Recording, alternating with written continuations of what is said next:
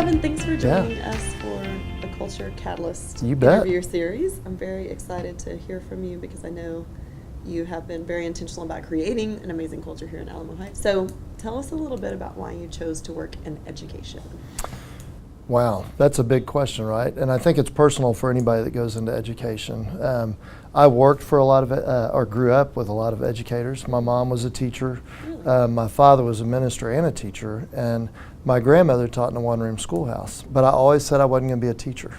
But I had a band director, of all things. I was working with kids one time, and he said, you know, you ought to be a teacher one day. And that stuck in the back of my head. And then I was a camp counselor when I was in college. And I worked with kids, and I really enjoyed it. I just loved it. And I had a roommate and at the time, and I was going to go to law school. I had applied and I got accepted, and it was the night before. It was a deadline. I hadn't sent in the paperwork, and they had left a message saying, if we don't hear from you tomorrow, you're not going to be able to go. So my roommate, I came in at midnight, he said, Kevin, you need to do the paperwork. And I said, oh yeah, I'll do that tomorrow. He said, can I be honest with you? I think your heart is not in this. I think you need to be a teacher. Wow. So we stayed up all night talking about it, and the next morning I decided to be a teacher. And I've never gone back. I'm so glad I made that decision, and I think attorneys have a very honorable profession, but I don't think anything's more noble than being an educator. So tell us a little bit about that, like the way that you got to where you are now with these kinds of classrooms. What is that all about, the engaged classrooms? So for us, we've been on this decade-long journey to really not reform our school district. We had a school district that was excellent in so many traditional measures. There wasn't anything broken. The only thing is that we felt like we weren't staying up with the times, and that we weren't putting our best foot forward to really help students be successful in the 21st century. And so we've been on this long learning journey together with our staff and our parents and our community, our board, administrative team, talking about how can we get better? How can we not reform but transform? We went through a strategic planning process, and student engagement was a huge part of that strategic planning process of making sure that we were able to take care of initiatives in our district. But we also went through a process of developing a profile of a learner. And that happened just a couple of years ago. And that was dealing with the characteristics and attributes that we want for our students. It's a very student-facing document, and in fact, students help to create the document. And it deals with things like developing a healthy sense of self, and thinking creatively and critically, and communicating, collaborating, all the things we hear as catchphrases. But for us, like, we want to see it in action. Putting that profile of a learner into action is where we worked with you guys and Engaged to Learn, was just trying to develop a blueprint for learning.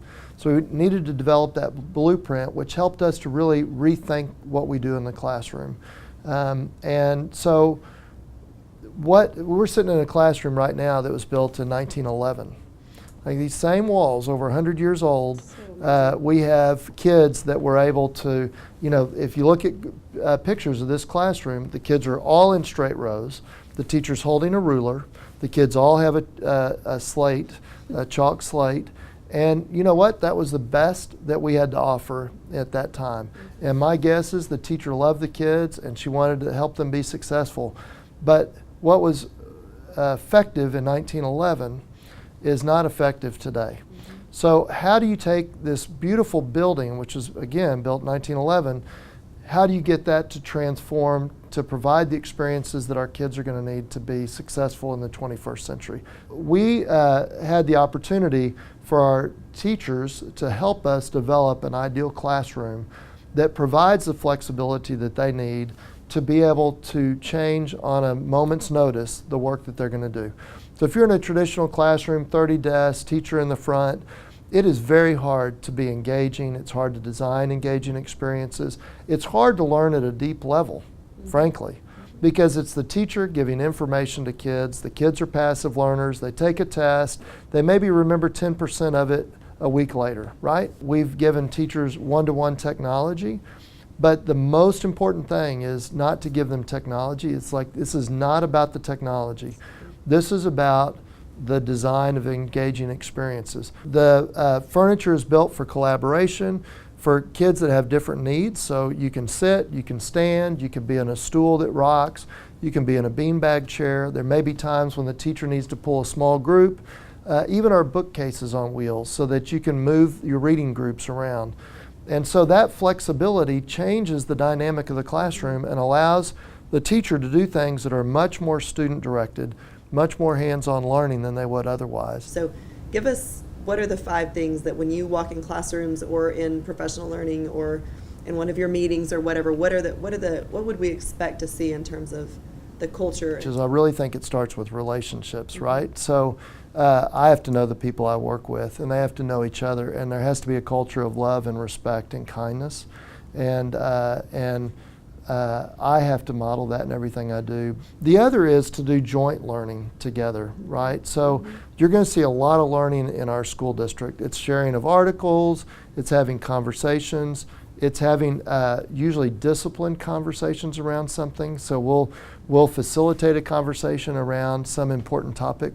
And ask very intentional questions. So I would say there's a million little micro conversations that we have around our district constantly, and that starts with me not being in my office. Yeah, that's for sure. Right? So I have to be out on campuses. So when I go to a campus, I go out and visit classrooms. I look, not with judgment, but I look, I ask questions, I hear about what's going on, and I affirm really good work. That's kind of my role. So how great would it be if we really knew our students well at a personal level, and we knew what their passions and interests and talents were, and then we designed engaging experiences around that to bring out the best in what they do? There's going to be a legacy from Kevin Brown, what he's done with education. It's true. So what do you hope that is? I mean, obviously it's about you're changing the way education looks in Alamo Heights, but then, and I know you're obviously a huge advocate for public education and what you believe about that. What do you hope when you look back that you can say, this is what was the result? What would be my legacy? I think we have to do a better job of telling the story of public education. So, however, as much as I believe in the importance of public education, and as much as I think there's great stories and great things that need to be told, I also believe firmly that we have to transform public education and change from a factory model to one that's customized for children and that's personalized for them and prepares them for a 21st century. And that's a big shift.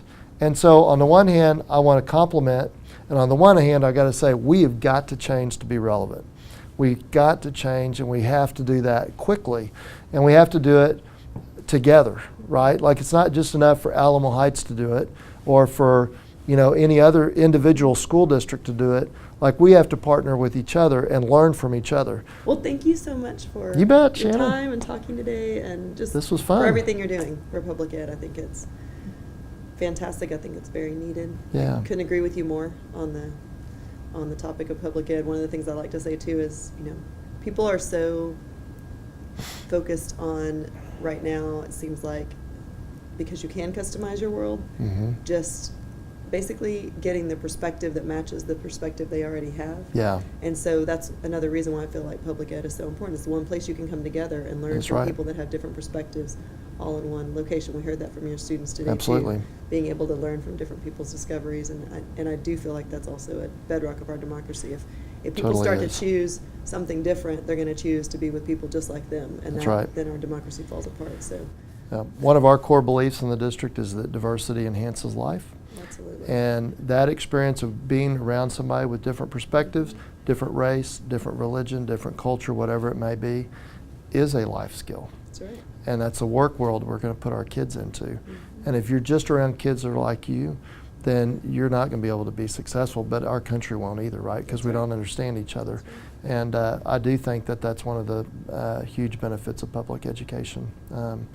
But this has been fun, and we appreciate our partnership with you guys too, because y'all really helped us a huge amount, and we couldn't do it by ourselves, and we knew that. And so part of this was being humble enough to say, we need some help on this, because we don't really know how to do this part of it right. So we appreciate that very much. Well, we're honored to be your partner. Yep. Love seeing it in action today. Great. It's fantastic. So, thanks, Shannon. Thanks.